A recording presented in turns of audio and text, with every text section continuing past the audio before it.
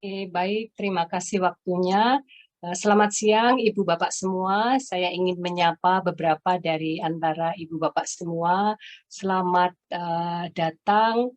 Di sini saya lihat ada beberapa teman ya. Saya say hello dulu. Bapak Nathaniel Antonio Parulian, beliau sekretaris Prodi Ilkom di UPJ. Ada Ibu Dr. Sriwijayanti juga, sesama dosen di UPJ. Kemudian Ibu Resti Nurfaidah dari Balai Bahasa Jawa Barat ya Ibu ya, selamat datang. Terima kasih atas kehadirannya. Selamat datang juga Pak Setyo Untoro juga dari Balai Bahasa. Selamat datang, selamat siang juga untuk Ibu YF Mutiara Mira. Beliau owner dari Montessori Jogja. Juga selamat datang. Selamat datang dan selamat siang juga untuk semuanya. Dan kita akan mulai sharing ya hari ini, berbagi cerita tentang cerita rakyat. Mungkin saya bisa minta tolong panitia untuk mulai men-sharingkan PowerPoint-nya. Oke, jadi siang hari ini judul pembicaraan kita adalah membangun kembali nilai dan makna rekonstruksi cerita rakyat. Sebelum kita mulai, kita mau main game sebentar ya. Jadi kita boleh pakai HP atau pakai apapun juga, kita ke menti.com. Yuk, ke menti.com. Lalu kodenya sudah ada di situ. Kode setelah sampai di menti.com, silakan diketik 8565 6897. Nanti kalau sudah berhasil masuk, silakan mengetikkan jawaban untuk satu pertanyaan saja. Jadi pertanyaannya hanya satu saja, yaitu sebutkan satu saja judul cerita yang Anda ingat dari masa kecil Anda. Satu cerita saja.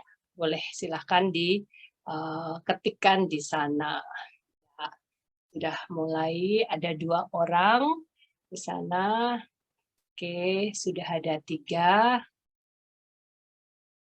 Panitia, saya izin share screen untuk yang Menti page-nya ya. Saya coba. Oke, jadi kita bisa bersama-sama melihat. Oke, ini dia cerita-cerita yang diketikkan oleh kita-kita semua. Oke, 13 orang yang sudah mengetikkan judulnya. Satu saja cerita. Oke, 16 orang. Kita ada sekitar 70, jadi masih banyak yang belum mengetikkan jawabnya. Satu judul saja yang silahkan diketikkan di sana. Cerita dari masa kecil kita. Cerita apa saja boleh. Yang kita ingat sampai sekarang. Satu judul cerita. Oke, 21 masih terus berlanjut. 22. Oke, masih terus. Ya. Baik, terus 25. Masih kita tunggu ya untuk mengetikkan jawabannya. 30.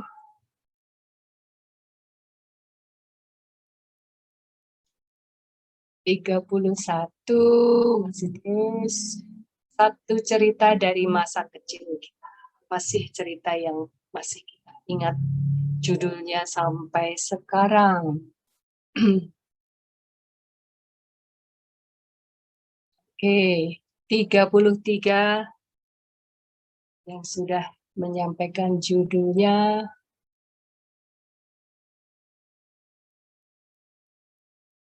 Iya, 36.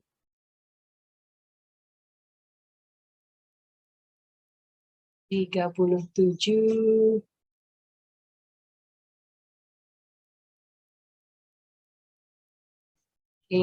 Terus apakah masih ada lagi? Kita tunggu 1 menit lagi ya, kalau masih ada lagi ya. Masih ada, oke, keep growing. Tapi ini baru separuh dari kita ya. 38,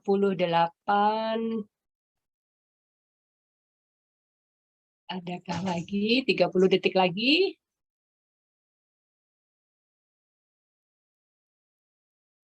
38, apakah masih akan bertambah lagi nih cerita yang kita ingat dari masa kecil kita? 38, going once, going twice, apakah masih ada lagi? Ya, mungkin sampai di situ saja ya dulu.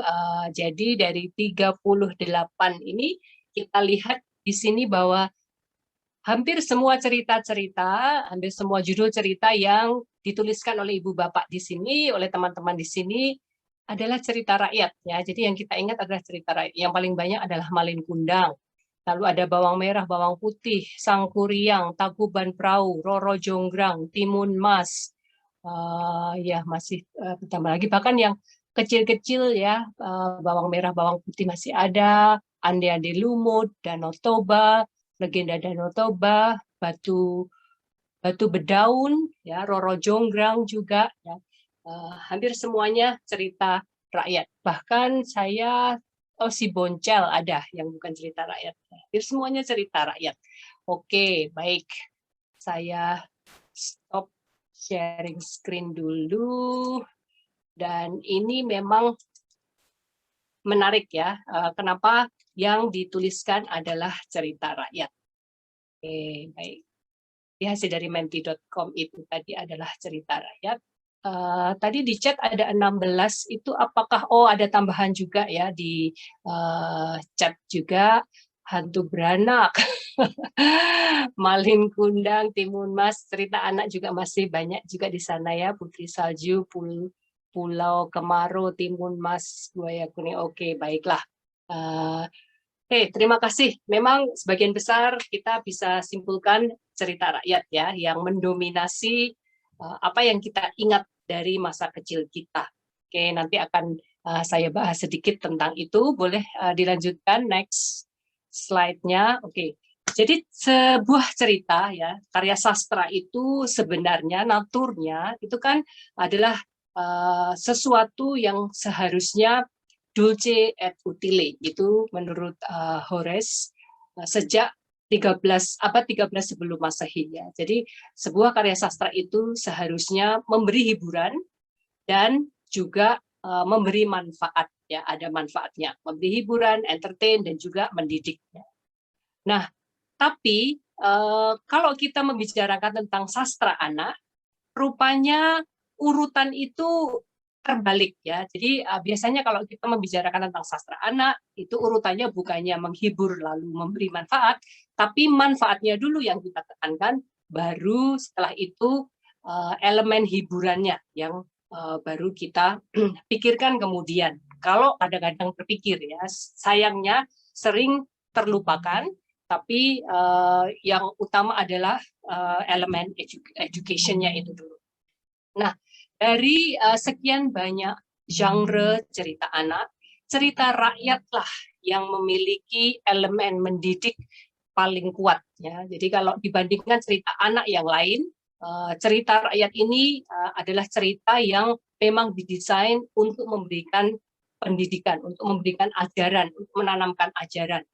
Itu yang paling utama dalam cerita rakyat. Dan cerita rakyat ini karena ditanamkan sejak sangat dini, oleh karenanya akan tumbuh bersama kita sampai kita dewasa. Oleh karenanya tadi sudah terbukti juga bahwa bertahun-tahun kalau kita tanyakan kepada khalayak, cerita apa sih yang kalian ingat dari masa kecil, yang kita ingat dari masa kecil? Sebagian besar 80-90% selalu menjawabnya adalah cerita rakyat ya, karena cerita rakyat itu adalah cerita yang tumbuh bersama kita, cerita yang memang diperkenalkan sejak kita sangat kecil ya, sejak sangat dini, dan itu tidak hanya dalam budaya kita. Dalam berbagai budaya, cerita rakyat ini memang menempati urutan pertama menjadi cerita favorit yang dipilih oleh orang tua untuk menanamkan ajaran ya. Oke, boleh next-nya. Jadi beberapa ciri cerita rakyat itu adalah sebagai berikut kalau kita ulik-ulik lagi ya, kalau kita lihat. Cerita rakyat itu adalah cerita yang tidak diketahui siapa pengarangnya atau siapa authornya. Jadi cerita rakyat adalah cerita yang tidak dimiliki oleh satu orang tertentu sebagai sole author atau sebagai pengarang utamanya. Pencerita kembali ada, ya, tapi pencerita kembali itu bukan pembuat cerita, bukan dia yang menjadi authornya. Berbeda dengan misalnya kalau cerita Romeo atau drama Romeo and Juliet itu yang menulis adalah Shakespeare, ya, atau Badai Pasti Berlalu, itu ceritanya Margate misalnya ya. Cerita-cerita itu ada yang memiliki, tapi kalau cerita rakyat itu tidak bisa dimiliki oleh satu orang atau tidak ada pengarang awalnya. Yang ada adalah pencerita kembali. Pencerita kembalinya banyak. Beberapa pencerita kembali cerita rakyat yang terkenal di dunia itu misalnya Brothers Grimm, Charles Perrault, itu adalah dua orang pencerita kembali. Tapi kedua orang ini bukanlah penulis cerita rakyat atau bukanlah author awal dari cerita rakyat.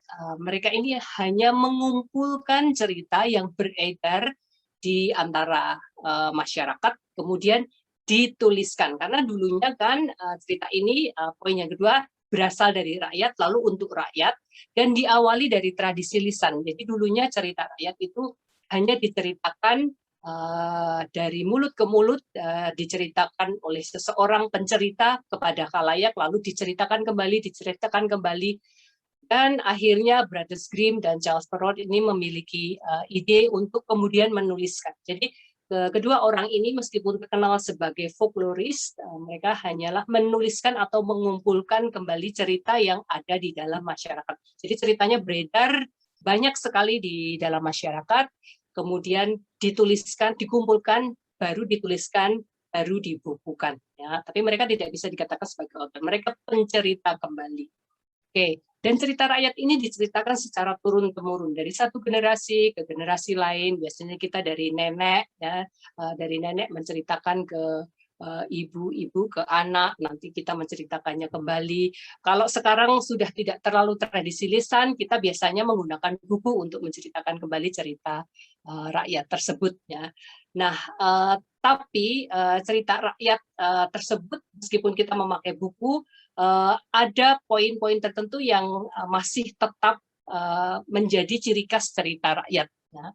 Oke, cerita rakyat ini digunakan untuk menyampaikan ajaran, dan memang cerita rakyat seperti tadi sudah saya sampaikan adalah satu bentuk cerita anak yang paling kental memuat ajaran. Jadi ceritanya selalu ingin mengajarkan sesuatu, ya, mewariskan nilai-nilai luhur, mengasuh nilai-nilai luhur. Semuanya itu dimasukkan dalam satu paket dalam cerita rakyat tersebut. Oke, boleh next. Nah, cerita rakyat ini memuat atau syarat memuat ajaran, dan ini memang khusus ditulis oleh anak-anak menurut Zipes di tahun Jack Zipes tahun 2002 ya.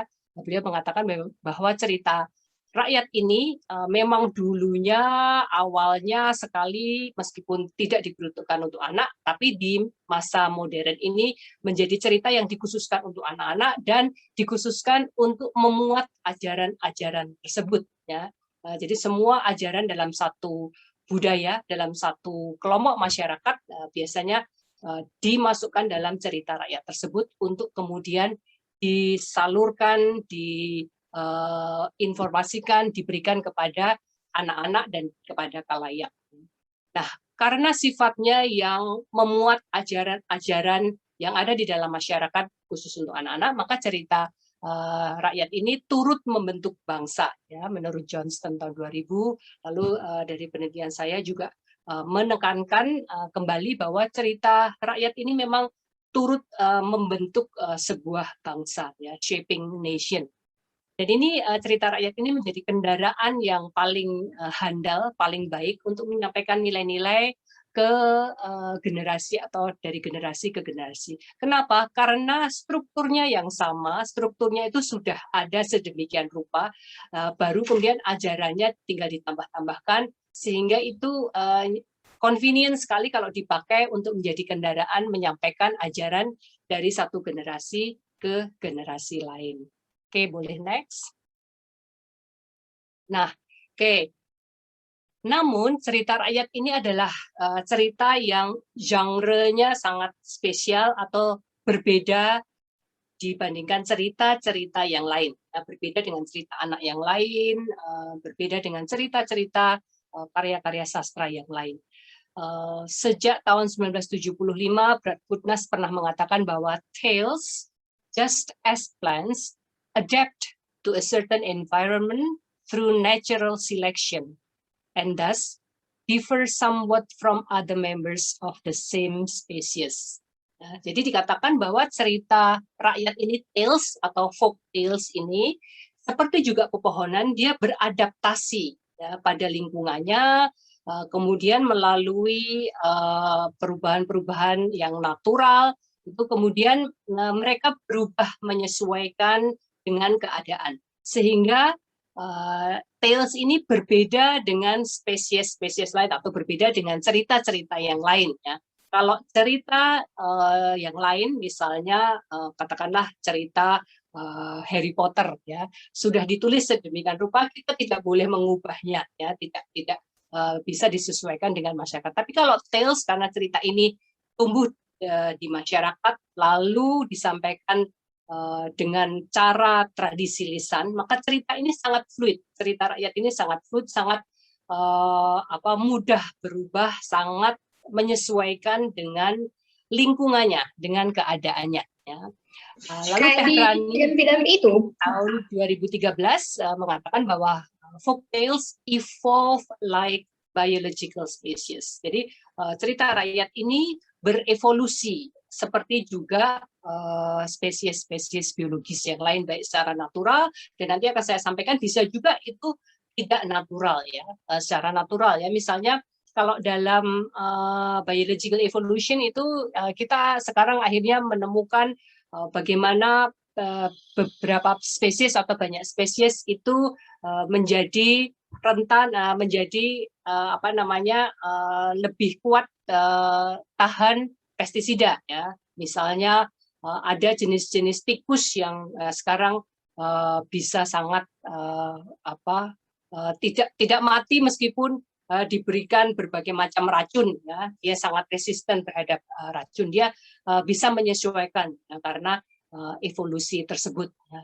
Ada juga yang disengaja. Jadi misalnya bagaimana kita sekarang melihat adanya spesies anjing yang sangat kecil, ya, mungkin bisa dikantongin, yang hanya sekepal tangan gitu, ya, di banyak negara seperti di Jepang, Korea, mungkin itu banyak juga anjing-anjing yang sangat kecil tersebut. Memang itu didesain karena sekarang sudah tidak banyak lagi ruang terbuka yang memungkinkan anjing-anjing yang cukup besar untuk bisa berlari-lari, lalu orang itu mulai tinggal di studio-studio, apartemen-apartemen yang kecil, sehingga tidak memungkinkan memiliki seekor anjing yang size-nya normal atau besar. Jadi akhirnya kemudian ditemukan atau dengan cara kawin silang dan lain-lain, anjing itu ada yang bisa dibuat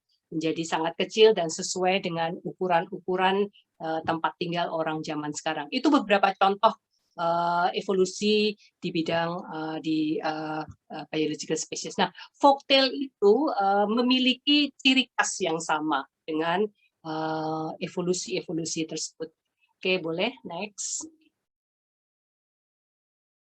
Nah, jadi peran cerita rakyat itu sebenarnya sangatlah penting, ya. Jadi cerita rakyat bukanlah cerita sambil lalu, bukanlah cerita yang untuk teman tidur. Ya memang disampaikannya sambil kita istirahat, mungkin kalau zaman kita kecil dulu ya diceritain gitu, Andi-Andi Lumo cerita bawang putih, bawang merah oleh nenek kita sambil terkantuk-kantuk, bahkan dengan terkantuk-kantuk itu sebenarnya akhirnya malah tertanam pada pikiran kita ya.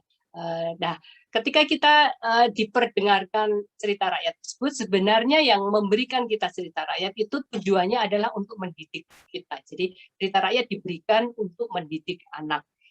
Karena ini mendidik anak, dengan pendidikan tersebut diharapkan anak-anak yang tumbuh dalam masyarakat itu akan memiliki nilai-nilai yang sudah ditanamkan dalam cerita rakyat tersebut, dan akhirnya masyarakat terbentuk sesuai dengan harapan, sesuai dengan nilai-nilai yang disampaikan di sana. Lalu dari satu masyarakat ke masyarakat lain itu menyatu menjadi sesuatu yang membentuk bangsa. Jadi ajaran itu akhirnya diharapkan bisa membentuk satu bangsa. Dan itu nanti disampaikan lagi dalam bentuk cerita rakyat, mendidik anak, membentuk masyarakat, membentuk bangsa, dan berputar demikian selanjutnya. Oke, boleh next.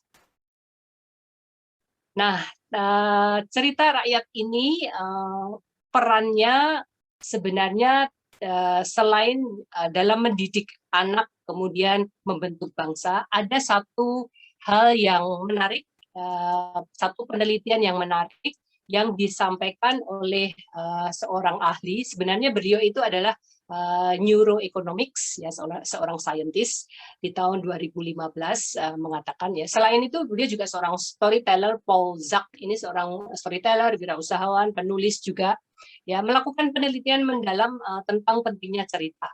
Salah satu riset yang dilakukannya itu menunjukkan bahwa cerita itu tidak hanya menimbulkan satu respon fisiologis, tapi juga menginspirasi perubahan perilaku.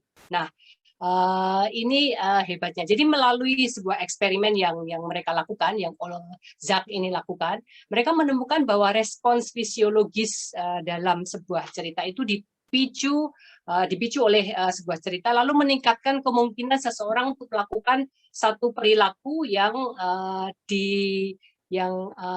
diagendakan, ya, apakah itu mau kooperatif atau tidak kooperatif, ya. Dengan kata lain, apabila cerita itu bisa berresonansi dengan seseorang, maka semakin besar kemungkinan mereka mau mengubah perilakunya. Nah, Zak ini juga mengaitkan fenomena ini dengan adanya produksi dua senyawa kimia di otak manusia, ya, yang namanya ada kortisol, itu yang dikatakan sebagai hormon stres.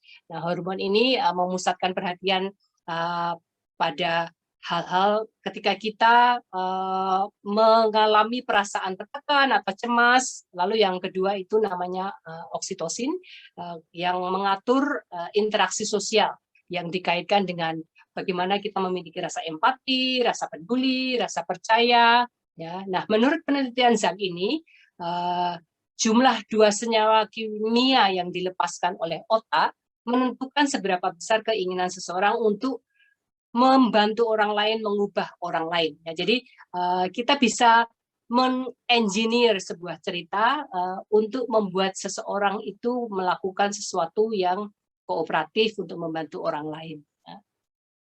Pertanyaan berikutnya adalah kalau cerita rakyat itu perannya sangat penting mendidik anak bahkan sampai membentuk bangsa, gitu ya. Pertanyaan mendasarnya adalah apakah semua cerita rakyat itu mengandung ajaran yang positif atau yang baik? Apakah semuanya seperti itu? Boleh next. Oke. Nah, saya pernah melakukan survei, nggak terlalu besar sih ya. Ada 199 orang yang bersedia menjadi responden, karena waktu itu kami sebar secara online dan juga pen and paper, ya. Ada 199 responden yang bersedia atau yang memberikan feedback-nya. 110 perempuan, 89 laki-laki dari usia 11 sampai 70 tahun, orang Indonesia semua, dan dari berbagai bagian di Indonesia ini, baik Indonesia bagian barat maupun tengah maupun timur. Nah, ketika ditanya apakah menurut mereka cerita rakyat Indonesia ini memiliki ajaran atau mengandung ajaran yang positif? Ya, tentu saja ya cerita rakyat memiliki atau mengandung ajaran yang positif. Itu dikatakan oleh 79 responden ya. Sedangkan yang 18 yang atas ini yang 18 mengatakan netral. Hanya sedikit yang mengatakan tidak mengandung ajaran yang positif ya. Jadi ya bahwa cerita rakyat ini mengandung ajaran yang positif. Lalu pertanyaan berikutnya, apakah cerita rakyat kita ini mengandung ajaran yang negatif? Ternyata jawabannya ya juga ya. 38 responden, 38% responden mengatakan bahwa ajaran yang negatif ada juga di sana ya. Yang netral ada 37%. Jadi apa artinya? Bahwa ternyata cerita rakyat kita itu selain mengandung ajaran-ajaran yang positif, ternyata ada juga hal-hal yang cukup mengkhawatirkan yang ada di sana ya, dan itu juga diidentifikasi oleh responden-responden tersebut bahwa cerita rakyat kita ada juga mengandung hal-hal yang mungkin kurang konstruktif gitu ya, yang cukup mengkhawatirkan. Dan itu berarti bercampur antara yang positif dan yang negatif. Oke, boleh next. Nah, mari kita lihat cerita rakyat Indonesia ya. Tadi sudah banyak yang menyebutkan cerita-cerita rakyat Indonesia tersebut ya. Malin Kundang tadi ada di sana, Batu Menangis, Roro Jonggrang, kemudian Atu Belah, Pulau Lacang. Ya. Mari kita lihat beberapa contohnya bahwa cerita-cerita rakyat di Indonesia itu memiliki tema-tema seperti ini yang pernah saya kumpulkan. Boleh next. Nah, ini adalah beberapa contoh cerita rakyat kita ya dengan judul-judulnya dari berbagai bagian di Indonesia. Dan memang apa namanya waktu itu tujuannya adalah mencari cerita yang temanya mirip dengan mirip-mirip dengan Malin Kundang, karena waktu itu memang ingin secara khusus ingin melihat efek dari cerita Malin Kundang ini pada pembaca. Ya. Kalau kita lihat ya Amat Rangmanyang ini di sana diceritakan bahwa Amat si protagonisnya tokoh utama itu dikutuk menjadi batu. Lalu dalam cerita berjudul Pulau Lancang Gadung itu Gadung berubah menjadi naga, kapalnya berubah menjadi batu besar. Si Lancang dikutuk menjadi naga, tali kapal berubah menjadi ular kecil, tumpukan pakaian istrinya berubah menjadi batu besar dan istrinya selamat. Silinggi dan anak kapalnya mati, kapalnya berubah menjadi batu besar. Batu Banana, sang saudagar, kapalnya, hartanya berubah menjadi batu. Tokong si Culan, ini Culan, istrinya, anak-anaknya, dan makanan yang dibawakan untuknya semuanya berubah menjadi batu. Batu Nanges, anak gadis berubah menjadi batu. Nini Kudampai, ya kadang-kadang judulnya Nini Kudampai, Si Angwi, Batu Hapu. Ini memang ciri khas dari cerita rakyat ya, bahkan judulnya pun bisa bervariasi di sana sini ya. Satu cerita misalnya bisa dengan 3 judul seperti ini ya, Nini Kudampai, kadang-kadang di daerah tertentu namanya Si Angwi, kadang-kadang Batu Hapu, mirip juga misalnya Malin Kundang, kadang-kadang si Malin Kundang, kadang-kadang si Malin Kundang anak durhaka, kadang-kadang si anak durhaka ya. Nah, jadi judulnya pun juga bervariasi. Nah, dalam cerita Nini Kudampai ini Angui si tokoh utama, lalu istri, anak buahnya, ada juga yang mengatakan anaknya, memang karena variasi ya, tidak ada satu versi yang kita bisa katakan bahwa ini adalah versi yang benar. Ini variasi versi itu ada yang mengatakan anak buahnya, ada yang mengatakan anaknya. Lalu kapalnya, seisi kapal itu dikutuk menjadi batu. Oke, boleh next. Asal mula Pulau Sikantan, anak laki-laki dikutuk menjadi pulau. Anak durhaka dikutuk menjadi batu. Roro Jonggrang dikutuk menjadi batu atau menjadi candi untuk mengenapi candi ke-1000. Tangkuban Perahu, kapal Sangkuriang ditendang dan tertelungkup menjadi gunung. Batu Nong, suami dikutuk menjadi batu karena membersihkan popok anaknya. Gua mampu, seluruh desa dikutuk menjadi batu oleh seorang raja yang marah. Ya. Oke. Nah, ada apa dengan kita ya? Banyak sekali cerita rakyat kita dari Sabang sampai Merauke. Kalau dikumpulkan semua itu banyak elemen-elemen yang pada akhirnya itu mengutuk seseorang ya, bisa tadi tokoh utamanya, bisa istrinya, bisa anaknya, mengutuk mereka ya menjadi batu terutama, tapi bisa juga menjadi pulau atau kadang-kadang menjadi gunung ya. Tapi dikutuk ya menjadi sesuatu elemen. Batu itu kan satu benda yang mati ya, satu benda yang mati, yang tidak hidup, yang tidak bisa produktif lagi, tidak bisa memproduksi apa-apa lagi. Sesuatu yang keras, yang dingin, yang mati, ya sudah tidak ada harapan untuk untuk hidup lagi, tidak ada harapan untuk produktif lagi. Batu tidak bisa lagi berproduksi atau beranak atau memproduksi sesuatu lagi. Ya.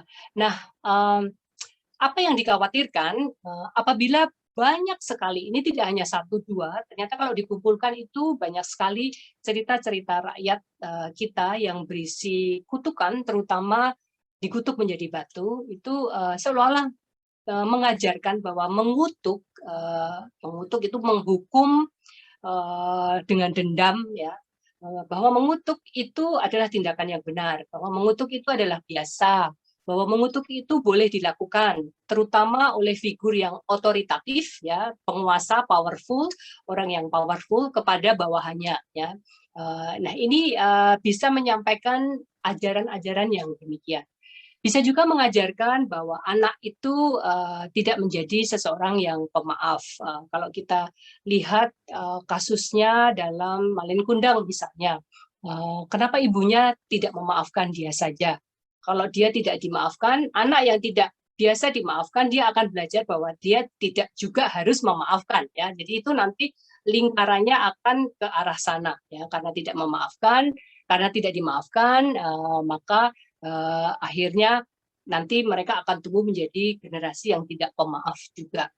Lalu bisa juga mungkin membentuk anak menjadi pemimpin yang arogan dan tidak pemaaf. Pemimpin yang arogan adalah pemimpin yang otoritatif. Jadi misalnya contoh tadi yang seorang raja mengutuk seluruh desanya, seluruh rakyatnya menjadi batu, ya.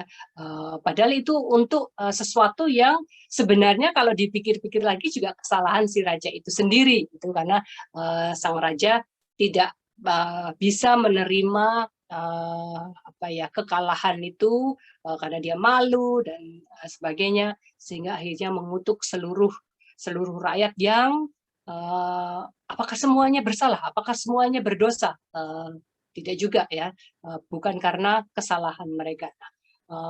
Ini bisa juga memberikan ajaran bahwa pemimpin, ya, raja ini kan menjadi figur pemimpin ya di sana, ya, menjadi contoh figur pemimpin. Kalau menjadi pemimpin nanti seperti sang raja ini, ya, bisa saja mengutuk seluruh kerajaannya, seluruh desa.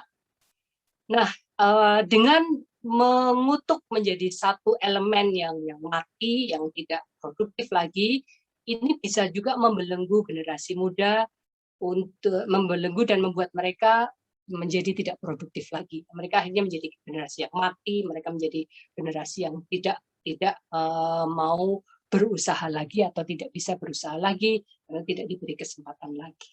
Oke, boleh next. Nah, mari kita lihat cerita-cerita rakyat yang ada di dunia dari zaman ke zaman. Kita lihat Cinderella. Oh, kelihatannya ini saya kebalik deh. Cinderella, mungkin yang next dulu. Kayaknya ada Cinderella yang sebelum tahun 1950. Nah, ini. Oke. Folk Tales Around the World, ya, dari waktu ke waktu. Nah, Cinderella itu versi yang paling awal itu ditemukan di tahun 1634 ya. Dan memang waktu itu namanya belum Cinderella, tokoh utamanya namanya Zezola, lalu mendapat nickname Cat Cinderella karena dia dianggap seperti binatang karena dia tidak bersih dan lain-lain, maka kemudian dijuluki Cat Cinderella gitu ya. Nah, si Zezola ini tahun 1634 itu diceritakan dia membunuh ibu tirinya ya. Itu versi yang paling awal ditemukan yang tentang cerita Cinderella ini. Sorry, balik yang ke 1950. Bukan ding, yang next, yang berikutnya Brothers Grimm dulu. Sorry, ya ini Brothers Grimm dulu. Lalu di tahun 1867 Brothers Grimm dengan mengumpulkan cerita rakyat kemudian menuliskan versi Cinderella ini, dan kita melihat ya bagaimana versi Cinderella oleh Brothers Grimm ini sudah berbeda dengan Cat Cinderella atau Zezola yang ditulis 2 abad sebelumnya. Di sini kita bisa lihat, kita konsentrasi yang paling akhir aja ya. Dikatakan di sini bahwa so as the bridal procession went to church, the eldest walked on the right side and the younger on the left. Nah ini yang saya kasih bold itu. And the pigeons picked out an eye of each of them.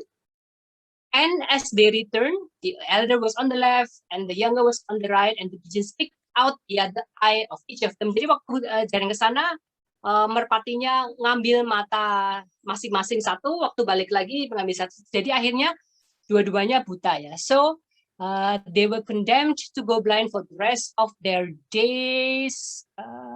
Kok saya nggak kelihatan di sini? For the rest of their days because of their wickedness ya. Nah, di sini kita lihat perubahannya. Cinderella tidak lagi membunuh saudari tirinya ya, tapi membuat mereka, meskipun tidak Cinderella secara langsung, tapi dalam cerita itu saudari tirinya itu dibuat buta ya, dibuat kehilangan matanya, kehilangan kedua belah matanya, tapi nyawanya masih terselamatkan ya. Jadi tidak lagi menghilangkan nyawa, hanya ya tidak hanya ya, tapi menghilangkan mata ya. Jadi sudah ada perubahan dalam 200 tahun itu. Oke, boleh next yang 1950 deh kayaknya. Yang 1950 dulu, maaf ya. Nah, kemudian di tahun 1950 muncul Cinderella versi, ini kayaknya versinya Disney juga yang awal ya dulu. Dikatakan bahwa Cinderella, who was no less good than beautiful, gave her 2 sisters lodgings in the palace, and that very same day matched them with 2 great lords of the court. Ya, jadi di sini sudah tidak ada bunuh-membunuh lagi, saudari tirinya juga tidak dicelakai lagi, tidak dibutakan lagi, justru mereka malah diajak untuk tinggal bersama, dan mereka dinikahkan dengan 2 great lords of the court. Itu di tahun 1950 ya, sudah kita lihat perbandingannya, perubahannya dari 1634, 1867, 200 tahun kemudian 200 tahun kemudian 1950, dikatakan Cinderella tidak mencelakai lagi orang yang sudah menzolimi dia. Ya, dia kan sudah dizolimi nih oleh saudari tiri dan ibu tirinya, tapi dia tidak menzolimi balik. Oke. Lalu yang terakhir adalah versi film Cinderella yang 2015 kemarin. Siapa yang nonton? Saya sih nonton. Oke, maaf. Nah, di sini satu hal yang menarik ya, Cinderella mengatakan bahwa I forgive you, mother. Ya, ketika ibunya turun di situ, lalu Cinderella melihat ke atas begitu, dan dia katakan bahwa I forgive you, mother. 2015 ya. Jadi butuh 400 tahun untuk Cinderella bisa memaafkan si ibu tirinya ini ya. Jadi Cinderella akhirnya memaafkan ibu tiri, dan itu disampaikan dengan lugas, dengan gamblang dalam film yang terakhir kemarin, versi 2015 ya. Dan itu kita bisa melihat bagaimana itu berubah, bagaimana cerita ini bertumbuh bersama masyarakat, bagaimana ajaran-ajaran atau nilai-nilai yang diajarkan di sana pun juga berubah sesuai dengan zaman. Ya. Oke, boleh next. Contoh yang lain lagi adalah Snow White. Ya. Snow White ini juga cerita yang ada sudah beratus-ratus tahun yang lalu. Oke. Salah satu versi yang awal itu yang Brothers Grimm tahun 1867. Di akhir cerita ya dikatakan bahwa si ratu yang jahat itu ya, yang selalu menanyakan mirror mirror on the wall itu diundang ke pernikahan Snow White dan Prince Charming. Lalu dikatakan di ending story-nya itu bahwa once she arrives at Snow White's big day, hot iron shoes are placed in front of her, and for her crimes against the young queen, she is forced to step into the burning shoes and dance until she drops dead. Ya. Jadi di sana evil queen-nya ini dibuat mati. Ya. Dia akhirnya berdansa tak terkendali karena dia dimasukkan kakinya tiba-tiba masuk atau berada di atas hot iron shoes itu, hanya dia dance sampai she drops dead. Ya. Dia sudah berlaku jahat pada Snow White, jadi dia deserve untuk mati. Jadi ada dendam di sana. Ya. Kalau seseorang itu disakiti, maka dia pun harus melakukan pembalasan. Di tahun 1934 lalu dikatakan cerita ini berubah ya. Dalam akhir cerita atau di ending cerita tersebut ceritanya hanya berhenti sampai ya, disguising herself as an old beggar, the evil queen gives Snow White a poisoned apple, and Snow falls into deep sleep, only to be woken by a handsome prince, and they live happily ever after. Jadi tidak disebutkan lagi apakah evil queen-nya itu mati atau tidak, tidak disebutkan lagi. Jadi hanya di stop sampai bahwa they live happily ever after. Ya, karena mereka sudah ketemu lagi. Oke, boleh next. Nah, yang berikutnya, contoh berikutnya adalah The Little Red Riding Hood. Ya. Ini juga begitu. Di tahun 1697, versi yang ditulis oleh Charles Perrault, padahal ini untuk yang Mother Goose version, artinya ini versi yang disampaikan untuk anak-anak, dan itu tertulis seperti ini, ya, agak membuat merinding juga ya. The wolf, seeing her come in, said to her, hiding himself under the bedclothes, put the cake and the little pot of butter upon the stool and come get into bed with me. Ya, lalu kemudian the Little Red Riding Hood took off her clothes and got into bed. Ada hal-hal tersebut yang mungkin tidak pas untuk anak-anak ya. Dan di akhir cerita, and saying these words, this wicked wolf fell upon Little Red Riding Hood and ate her all up. Ya, jadi versi yang tahun 1697 itu Little Red Riding Hood dikonsumsi, dimakan oleh wolf-nya, gitu. Boleh next. Nah, di versi yang Brothers Grimm itu juga masih grim juga ya, masih agak membuat bulu kuduk berdiri ya. Dikatakan bahwa the wolf kadang-kadang dalam versi lain itu seperti raksasa, kadang-kadang wolf, kadang-kadang werewolf. Ya. Eats the grandmother and leaves the grandmother's blood and it all Little Red Riding Hood to eat, who then unwittingly cannibalizes her own grandmother. Nah, di situ justru Little Red Riding Hood tanpa dia tahu, dia ternyata makan grandmother-nya sendiri.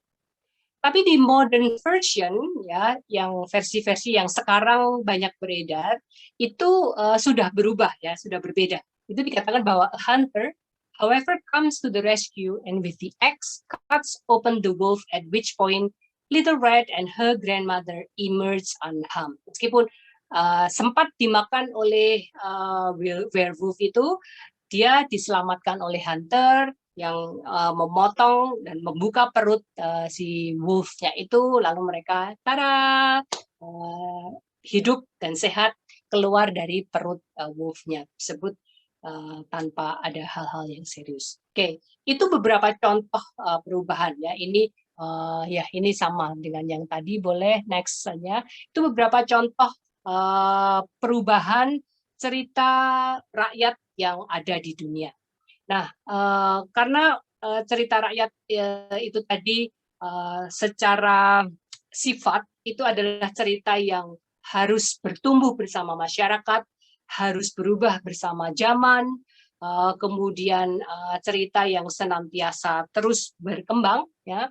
Oleh karenanya saya promosikan apa yang namanya rekonstruksi cerita rakyat. Cerita rakyat itu perlu direkonstruksi. Apa itu rekonstruksi? Menurut Merriam-Webster Dictionary, to reconstruct itu untuk establish, untuk membentuk, untuk membangun kembali, untuk reassemble, ya, untuk membetulkan, jadi untuk membetulkan kembali, ya, untuk membangun kembali. Jadi kalau dikaitkan pada cerita rakyat, itu berarti bahwa menulis kembali cerita rakyat untuk membetulkan, untuk mengubah, untuk membentuk, untuk membangun kembali hal-hal yang dianggap kurang sesuai untuk masyarakat, untuk diajarkan pada anak-anak. Karena kan fungsinya untuk mengajarkan nilai-nilai pada anak-anak, begitu. Oke, boleh next. Nah, jadi kalau tadi proses cerita rakyat ini adalah educate children, mendidik anak, kemudian membentuk masyarakat, membentuk bangsa. Nah, dalam proses rekonstruksi ini ada tambahan, yaitu ada yang di lingkaran hijau ini, yaitu ada tahap evaluasi, kemudian ada tahap rekonstruksi. Jadi sebelum lingkarannya itu balik lagi, ketika cerita rakyat itu dianggap membentuk bangsa, kemudian diceritakan kembali dalam bentuk cerita rakyat, kemudian mendidik anak dan lain-lain, diselipkan atau ditambahkan satu tahapan, yaitu tahap evaluasi dan tahap rekonstruksi. Ya. Nah, apa itu tahap evaluasi dan tahap rekonstruksi itu? Boleh next. Nah, tahap evaluasi itu step-stepnya adalah melihat nilai yang terkandung dalam satu cerita rakyat. Ya, seperti tadi misalnya dalam survei tersebut dikatakan bahwa cerita rakyat itu memiliki nilai-nilai yang positif. Ya, oke, nilai-nilai yang positif itu perlu kita jaga. Lalu cerita rakyat itu dikatakan juga memiliki nilai-nilai yang negatif. Nah, yang nilai-nilai yang negatif ini yang nantinya perlu dievaluasi. Kalau sudah sesuai, itu dipertahankan, misalnya itu sudah nilai-nilai yang positif, itu dipertahankan. Yang tidak sesuai, itu dievaluasi, lalu direkonstruksi. Nah, proses rekonstruksinya seperti apa? Yang pernah kami lakukan, yang dilakukan adalah satu, melibatkan penduduk lokal dari tempat cerita tersebut berasal, ya. Meskipun ada beberapa cerita, misalnya cerita Malin Kundang, itu tidak hanya melibatkan penduduk lokal, karena Malin Kundang ini sudah seolah-olah menjadi cerita milik rakyat Indonesia. Ya, artinya tidak melulu dari satu daerah. Ya, tadi kita juga bahkan menganggap bahwa cerita Malin Kundang adalah cerita yang paling kita ingat. Ya, cerita Malin Kundang juga adalah satu-satunya cerita yang waktu itu di tahun 2003 itu masuk dalam buku kurikulum, dimasukkan dalam buku textbook bahasa Indonesia pada kurikulum 2003. Dan dia adalah untuk kelas 6, ya. Dan dia adalah satu-satunya cerita rakyat yang masuk di sana. Artinya apa? Bahwa cerita Malin Kundang ini memang sudah mendapat restu dari negara. Karena tidak serta-merta sebuah cerita bisa dimasukkan dalam textbook yang dipakai oleh anak-anak seluruh Indonesia. Kan berarti dengan masuknya Malin Kundang ke sana, berarti cerita ini adalah cerita yang dianggap mewakili bangsa Indonesia, tidak hanya satu budaya atau satu kelompok saja. Kita melibatkan generasi tua, ya. Kadang-kadang hanya tergantung ceritanya. Kalau dari Malin Kundang itu dari berbagai budaya, ya, generasi tua. Generasi tua itu mengapa generasi tua itu kita tanya karena generasi tua inilah yang ingin menyampaikan nilai-nilai luhur kepada anak atau kepada generasi berikutnya ya. Kemudian ditanya apa sih nilai-nilai yang ingin disampaikan dalam cerita Malin Kundang misalnya kalau kita pakai contoh Malin Kundang. Value apa sih yang ingin disampaikan kepada anak-anak ya. Waktu itu kita dapatkan bahwa value yang ingin disampaikan kepada anak-anak adalah supaya anak-anak ini menghormati orang tua. Dan itu kita setuju ya bahwa anak-anak itu harus menghormati orang tua. Apakah ada value yang lain? Intinya itu ya dari generasi senior ya bahwa itu ingin dipastikan anak-anak ini memiliki satu sikap yang hormat kepada orang tua. Dan itu kita setuju. Itu kita keep ya, itu kita pertahankan. Karena value yang baik itu harus tetap dipertahankan. Apakah ada value yang lain dari generasi tua? Tidak terlalu tercatat. Lalu melibatkan generasi muda. Siapa generasi muda? Generasi muda itu adalah generasi yang dibacakan cerita itu. Itu anak-anak SD, terutama anak-anak SD kelas 6 ya, ditanya apa sih yang mereka suka dan apa yang mereka tidak suka dari cerita Malin Kundang kalau kita pakai contoh Malin Kundang ya. Dan waktu itu kami sempat meminta anak-anak SD dari 4 atau 5 SD di daerah Tangerang ini untuk menuliskan kembali ending ya. Jadi kalau kita potong cerita Malin Kundang ini sampai pada titik Malin Kundang tidak mengakui ibunya, lalu mereka diminta untuk melanjutkan cerita tersebut ya. Nah, kebanyakan dari mereka tidak membuat Malin Kundang ini dikutuk ya, artinya bahwa mereka tidak menghukum Malin Kundang sedemikian rupa sampai Malin Kundang itu dikutuk menjadi batu. Dan itu kita catat ya. Nah, proses rekonstruksi yang lainnya adalah mempertahankan nilai positif, merekonstruksi nilai negatif ya. Jadi yang positif tetap kita pertahankan, kemudian nilai yang tidak sesuai, nilai yang mengkhawatirkan itu yang kemudian kita pertanyakan dan kita coba untuk rekonstruksi. Ketika rekonstruksi kita melibatkan ahli sastra, ahli pendidikan, ahli sosiologi untuk validasi ahlinya. Boleh next. Nah, pada waktu itu kita kemudian merekonstruksi Malin Kundang ini menjadi satu cerita, memang dibuat judul yang berbeda, itu karena memang ceritanya endingnya dibuat berbeda. Jadi ini tidak bisa dikatakan sebagai Malin Kundang. Ini rewriting dari Malin Kundang memang, tapi judulnya berbeda, Nilam Kandung. Kita mengambil nilai-nilai positif yang oleh generasi tua ingin disampaikan kepada anak-anak, kepada generasi muda, yaitu bahwa anak-anak harus tetap menghormati orang tua. Dan itu kita lakukan, kita jaga terus di dalam Malin Kundang. Dan juga dalam Nilam Kandung, maaf. Nah, Nilam Kandung ini kemudian dibuat menjadi tetap bertanggung jawab terhadap kesalahannya. Dia memang memang dia bersalah ya, tidak mengakui ibunya, dan itu adalah sesuatu yang tidak baik dan dia harus menghadapi hukuman lah ya, hukuman untuk itu. Tapi dalam Nilam Kandung kami tidak menghukumnya menjadi batu atau tidak mengutuknya menjadi batu. Karena ingat juga banyak sekali anak-anak SD yang mengatakan bahkan menuliskan bahwa aduh saya sedih sekali kenapa Malin Kundang dikutuk menjadi batu, kan jadi neneknya tidak punya anak lagi. Menarik juga itu ya, salah satu respons dari anak SD seperti itu. Ya juga kalau anaknya cuma satu lalu dikutuk menjadi batu, ini malah nggak win-win solution ya, ini malah kehilangan anak selama-lamanya. Nah, Nilam Kandung ini tetap mendapat konsekuensinya. Konsekuensinya apa? Dia kehilangan seluruh hartanya, ya, kehilangan kapalnya, kehilangan seluruh hartanya semua, karena memang harta ini yang menjadi batu sandungan buat Malin Kundang untuk mengakui ibunya. Jadi Nilam Kandung ini kehilangan seluruh hartanya, tapi dia tidak kehilangan nyawanya. Nyawanya terselamatkan. Akhirnya mereka memulai lagi dari nol, dibantu oleh sang ibu, lalu mereka bisa tumbuh lagi. Akhirnya menjadi Nilam Kandung, tidak lagi menjadi batu.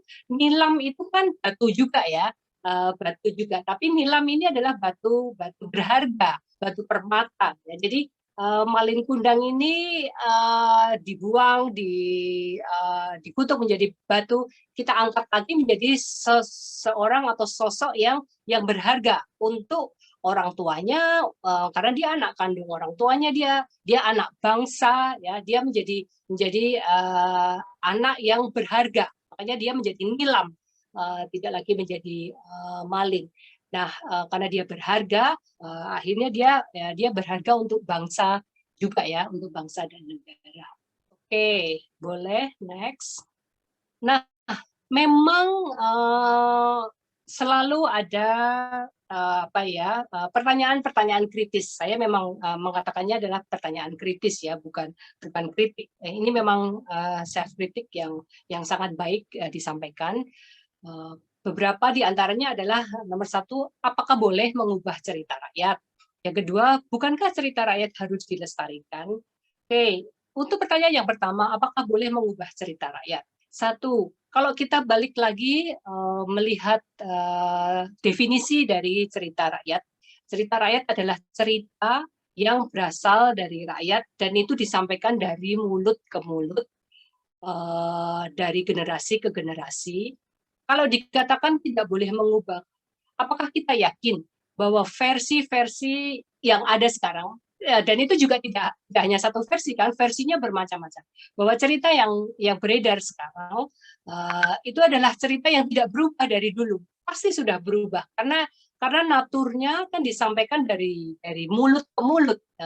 Nah, seberapa akuratkah penyampaian cerita dari mulut ke mulut? Kita misalnya bisa main game di dalam satu kelas misalnya, main itu ya sering kita lakukan juga. Coba kita bisikkan satu cerita pada anak yang duduk paling depan. Ada 30 anak dalam satu kelas ya. Kita bisikkan cerita ke anak yang pertama. Anak pertama membisikkan ceritanya itu ke anak yang kedua, berikutnya sampai ke yang ke-30. Kira-kira ceritanya berubah nggak?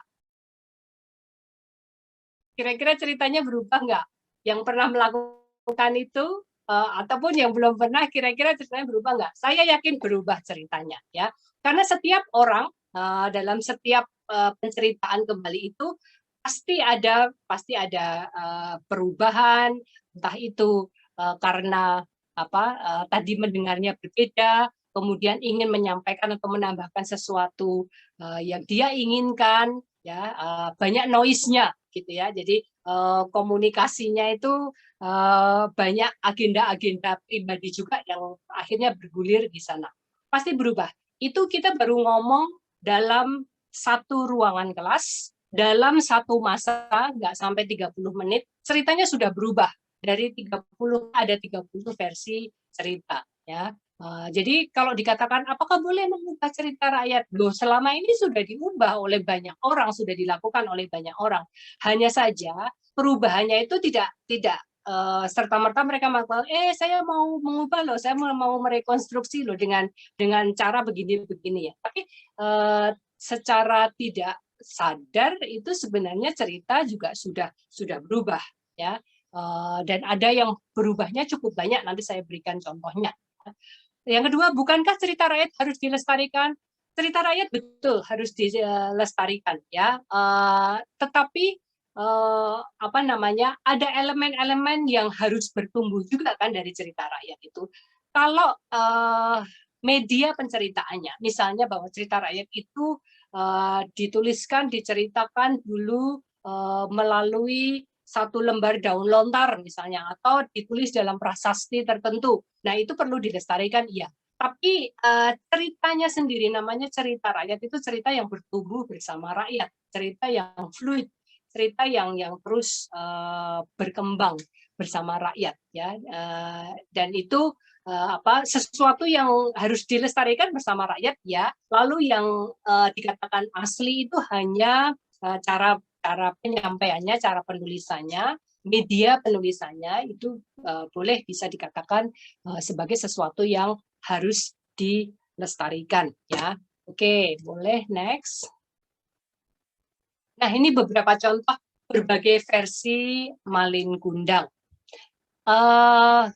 Ini dari gambar-gambar saja ya. Ini ada di buku sekolah dasar kelas 6 SD di tahun ini kurikulum 2003 kalau nggak salah ya.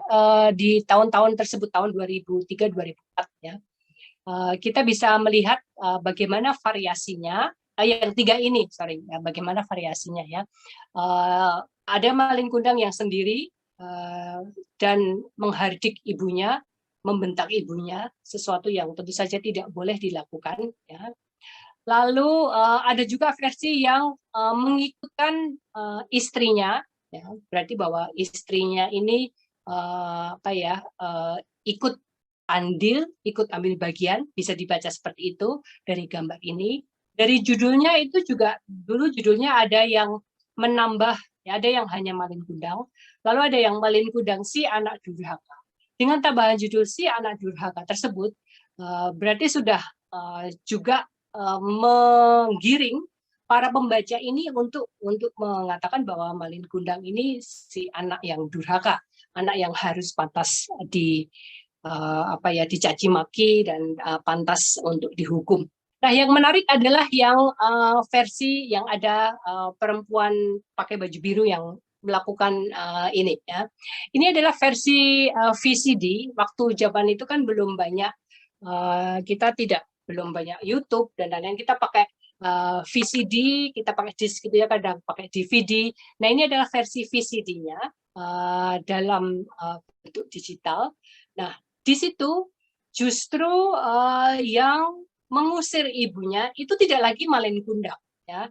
Yang mengusir ibunya adalah istri dari Malin Kundang. Nah, ini kan satu perubahan juga yang besar sekali ya, dengan menggeser Malin Kundang menjadi istrinya. Ya, jadi istrinya ini justru yang tidak mengakui ibunya. Malin Kundangnya itu digambarkan bersembunyi di belakang istrinya seperti itu. Jadi istrinya menjadi wanita yang kuat dan mengatakan kau bukan ibu dari suamiku dan lain-lain. Nah, ini kan satu pergeseran yang luar biasa sekali. Menurut saya ini justru malah sudah tidak lagi menyimpan atau sudah tidak lagi melestarikan apa yang generasi tua inginkan, bahwa anak itu harus menghormati ibunya. Ini menjadi urusan antara ibu mertua dan anak mertua, ya. Tidak lagi urusan antara anak dan ibu, tapi menjadi satu problem antara ibu mertua dan menantu perempuan, ya. Ini udah ala sinetron, ya, tidak lagi cerita tentang Malin Kundang lagi. Ini justru sudah bergeser, tidak menyampaikan nilai bahwa anak harus menghormati orang tuanya, tapi justru malah ingin menyampaikan bahwa hei anak, kamu jangan salah pilih istri, nanti kalau pilih istri seperti ini jadinya. Itu yang saya baca dari perubahan bagaimana Malin Kundang ini diubah menjadi istrinya yang menghardik sang ibu. Nah, ini beberapa contoh bahwa sebenarnya cerita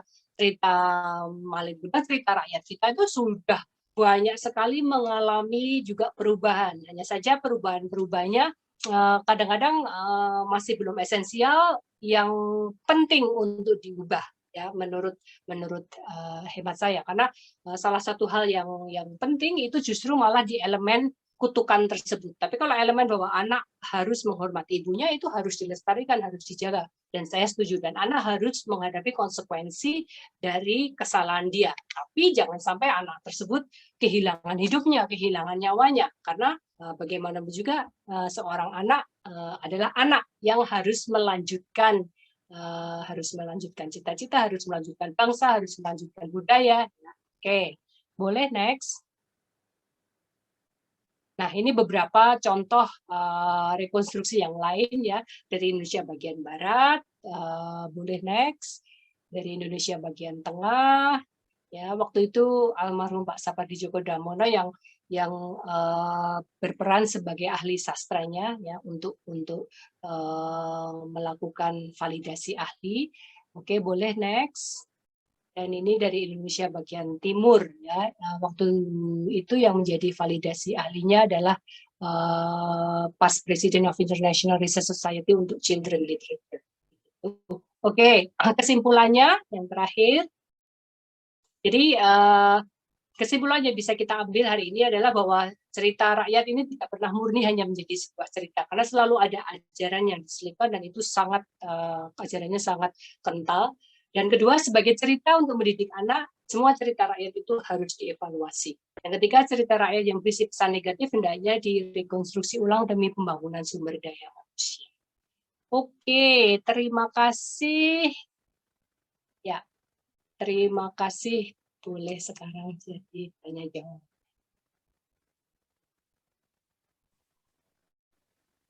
Oke, baik. Terima kasih Bu Clara untuk pemaparannya.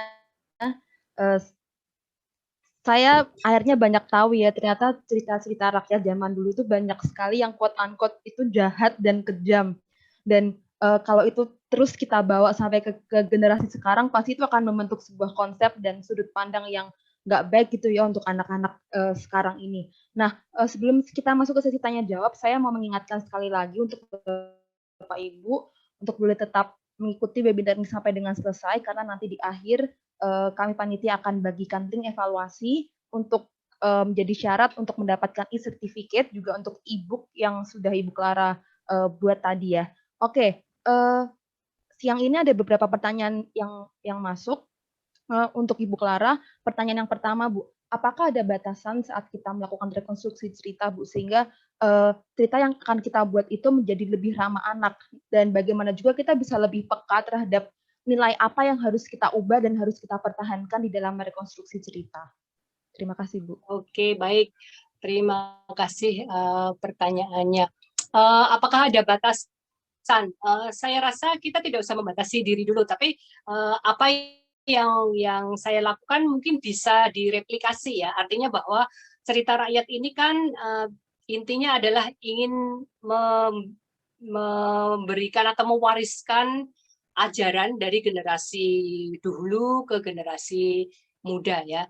Jadi kan ada dua kutub ini yang harus kita dengarkan nih dari generasi tua, kalau kita bisa katakan tua, generasi yang sudah mempunyai wisdom itu apa sih, kita bisa tanyakan apa sih yang ingin disampaikan, ajaran apa, nilai apa, warisan leluhur apa yang ingin disampaikan dari cerita ini ke anak-anak. Nah, itu mungkin dipegang saja. Apa sebanyak-banyaknya kita dengarkan saja. Biasanya suka kok kalau diminta untuk bercerita itu senang sekali. Nah, itu didengarkan saja. Lalu kemudian kita sesuaikan. Nah, untuk anak-anak ini apa sih yang mereka kurang sukai, apa yang membuat mereka sedih dengan membaca cerita ini ya. Misalnya kalau dulu yang dari Papua itu juga mengatakan, saya kok sedih ya, kok ini jadinya akhirnya kita jadi takut sekali kalau ke Danau Sentani misalnya, karena seolah-olah di situ sudah ada makhluk yang siap untuk menerkam dan lain-lain ya. Jadi itu juga didengarkan. Nah, akhirnya dicobalah untuk menggabungkan. Jadi yang baik itu tetap diteruskan ya, tetap dipertahankan. Kemudian yang akan direkonstruksi itu mungkin hal-hal yang mengkhawatirkan bagi anak-anak, hal-hal yang kira-kira tidak menyampaikan nilai-nilai yang kalau kita sebagai orang tua kita tidak pengen misalnya anak kita melakukan hal-hal tertentu misalnya. Nah, itu juga kita saringkan saja dari sana, lalu bisa kita ubah. Saya rasa nenek-nenek kita dulu, orang tua kita waktu bercerita pada kita, saya rasa juga melakukan penyaringan kok, dan juga penambahan. Saya sendiri juga saya mengatakan misalnya Kalau dulu anak-anak saya suka susah makan sayur misalnya ya. Ketika bercerita tentang binatang tertentu ya bisa saya tambah-tambahin bahwa binatang ini suka sekali makan sayur bla bla bla bla. Itu kan juga satu model penambahan ya yang bisa kita tambahkan dengan ya dengan luwes lah di sana gitu. Jadi kalau apa namanya batasan-batasan itu adalah bahwa kita bukan berarti mengubah segala-galanya, kita coba dengarkan dulu apa sih yang ingin disampaikan oleh generasi tua, ajaran apa, lalu apa yang tidak disukai ini kan two way traffic ya. Ini anak nggak suka lah kok dia jadi orang kok dikutuk terus misalnya, jadi generasi yang terus-terusan kena kutuk, dikalahkan terus. Lalu nanti mereka gimana? Apakah akan jadi produktif? Ya itu menjadi sesuatu yang mungkin kita pikirkan. Ada satu pengalaman yang menarik di Langkawi Malaysia itu ada cerita rakyat yang dilestarikan. Mereka bahkan sekarang punya mereka percaya bahwa itu benar-benar ada dan mereka memiliki satu tempat turisme begitu, makam dari Matsuri gitu. Mereka percaya bahwa Pulau Langkawi adalah pulau yang dikutuk selama 7 turunan. Ya, 7 turunan itu bahwa pulau itu tidak akan berkembang selama dalam masa kutukan 7 turunan tersebut. Percaya tidak percaya, kalau Anda pernah ke Langkawi, ya pulaunya cantik sekali, ya pulaunya bagus sekali. Tapi pulau itu tidak berkembang. Kalau dibandingkan di 9 yang lain, kalau di Malaysia itu, secara ekonomi Pulau Langkawi ini adalah pulau yang paling rendah kemajuan ekonominya. Padahal pemerintah Malaysia sudah berupaya sedemikian rupa untuk memajukan Pulau Langkawi ini. Salah satunya adalah bahwa semua barang yang ada di Pulau Langkawi itu tax free, itu sudah dibuat sedemikian rupa. Tapi ternyata itu tidak berhasil menarik orang untuk berinvestasi di Pulau Langkawi, dan Pulau Langkawi menjadi pulau yang tadinya rencananya pengen mengalahkan Bali, tapi sampai sekarang belum bisa. Nah, katanya kutukan itu akan berakhir di generasi ini. Ya, nanti mari kita lihat saja. Karena kalau mereka percaya bahwa mereka dikutuk dan mereka merasa terkutuk, ya mereka terbelenggu sendiri. Akhirnya, oh iyalah kita dikutuk, ya udah kita nggak apa-apain, kita nggak produktif. Itu cerita nyata ya di Langkawi. Begitu mungkin. Terima kasih. Oke, baik Bu. Kemudian ini ada yang tanya lagi Bu. Apakah dari lagu daerah itu berangkat dari cerita rakyat juga Bu? Kemudian bagaimana cerita lagu daerah itu juga apakah bisa kita ubah juga dan memiliki fungsi dan filosofi yang sama dengan cerita rakyat? Oke, baik, terima kasih. Lagu daerah, saya belum terlalu mendalami kalau tentang lagu daerah, tapi lagu daerah memang berasal dari rakyat juga ya, folklore ya dari rakyat juga. Hanya memang ada batasan untuk lagu daerah karena dia kan terikat pada nada ya. Ketika kita ingin merekonstruksi, bisa saja sih kalau ada sesuatu yang misalnya kan ada lagu daerah yang mengharuskan kita entah itu berbohong, entah itu membunuh, entah itu apa, bisalah kita reword menurut saya supaya lebih sesuai untuk disampaikan ke anak-anak. Karena itu adalah sesuatu yang tumbuh bersama masyarakat. Kita juga masyarakat, kita juga berperan untuk menciptakan cerita rakyat, lagu rakyat itu sendiri ya. Pokoknya kalau lagu-lagu tersebut yang agak harus kita hati-hati karena kan ada ikatan nadanya itu ya, asal nadanya masuk ya, saya rasa ada baiknya juga kalau memang mau diubah ya. Misalnya Nina Bobo, kalau tidak bobo digigit nyamuk. Itu ada yang orang tua yang kurang suka juga. Kalau mau mengubahnya juga saya rasa kita juga berperan untuk ikut menulis sejarah, mencetak sejarah untuk mewariskan nilai kepada generasi kita berikutnya supaya generasi kita berikutnya itu tidak terus-menerus apa ya, berada dalam lingkaran yang sama seperti itu terus. Begitu, terima kasih. Oke, baik. Kemudian ada pertanyaan lagi, Bu. Kita kan tahu kalau cerita rakyat ini punya nilai yang pakem gitu ya, Bu, di kalangan masyarakat saat ini. Kemudian bagaimana untuk menyiasati, untuk mengubah gambaran kekerasan dalam cerita rakyat itu supaya nggak menimbulkan konflik, Bu, dalam masyarakatnya. Dan supaya tidak terkesan kita memutarbalikkan apa yang sudah ada di dalam masyarakat itu, Bu. Oke, baik, terima kasih.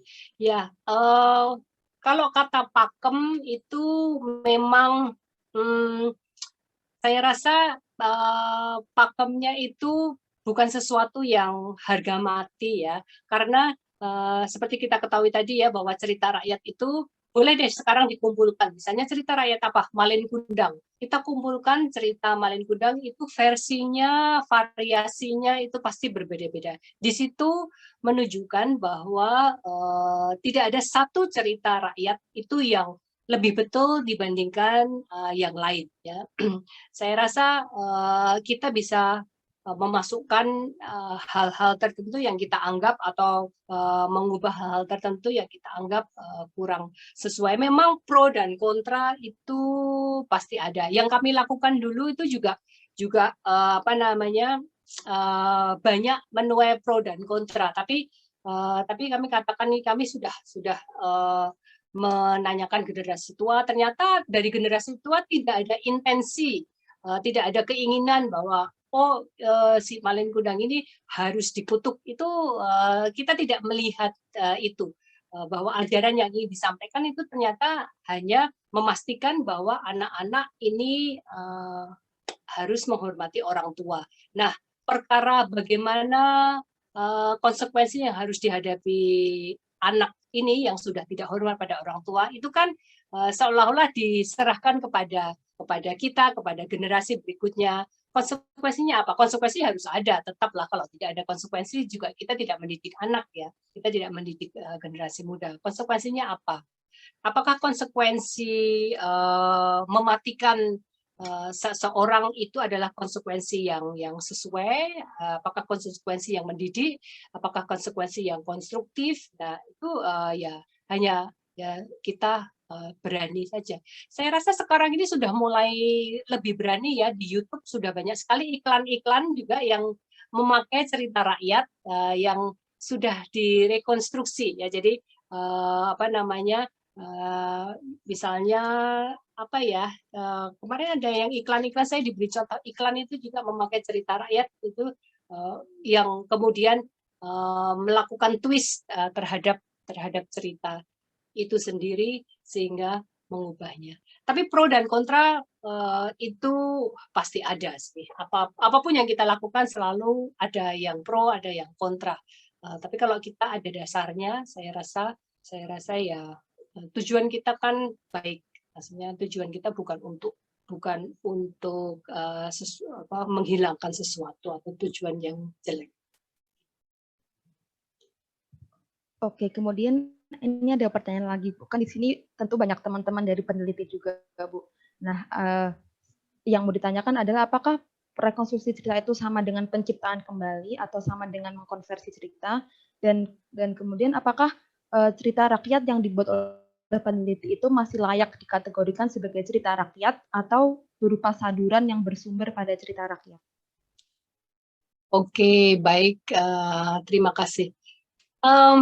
Oke, saya mulai dari yang apakah yang cerita yang dikonversi tersebut apakah layak masih dikatakan sebagai cerita rakyat. Nah ini ya memang ada yang mengatakan karena judulnya sudah berbeda ya, ini bisa dikatakan sebagai satu penceritaan ulang atau rewriting, retelling yang memakai atau berdasarkan pada cerita rakyat.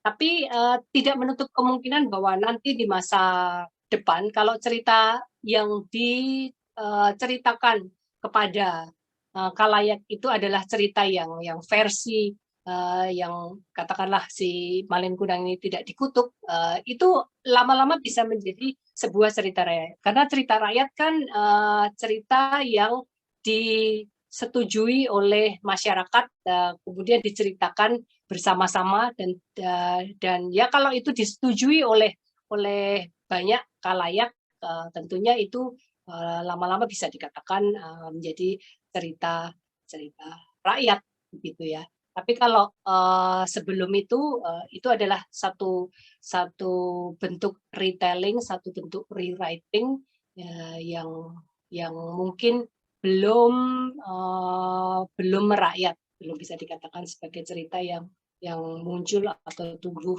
dari. Tadi ada pertanyaan lagi yang belum saya jawab ya?